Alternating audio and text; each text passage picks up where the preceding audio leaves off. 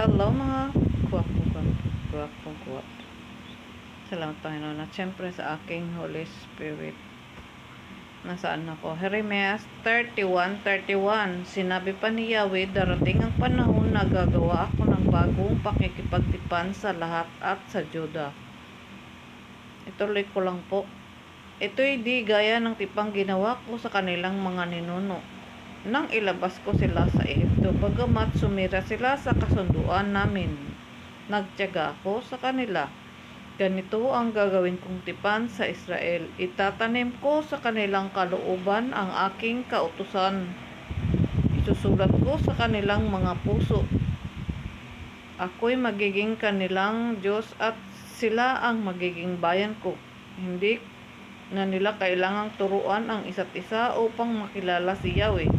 Lahat sila'y dakila't hamak ay makakakilala sa akin, sapagkat patatawarin ko sila sa kanilang maling gawain at hindi ko na gugunitain pa ang kanilang kasalanan.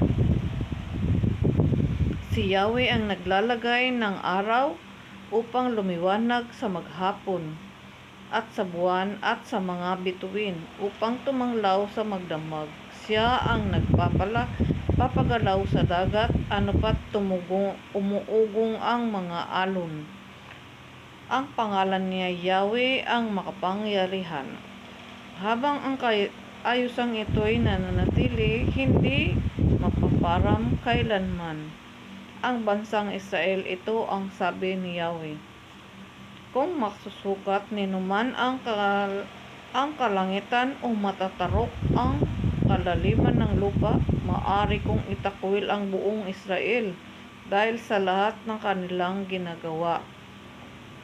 Ito'y nagmula sa bibig ni Yahweh. Darating ang panahon na muling magtatayo ang lungsod ng Jerusalem sa karangalan ni Yahweh, mula sa tore ng Hananel hanggang sa panulukang pinto. Ang hangganan nito'y lalampas sa burol ng Gareb sa kaliliko sa Goa.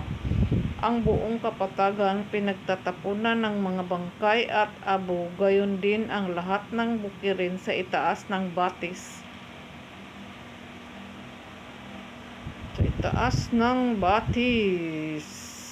Ng Cedron hanggang sa pintuang labasan ng mga kabayo sa gawing silangan ay itatalaga sa akin, hindi na gigiba o masasakop ni naman ang lungsod na ito.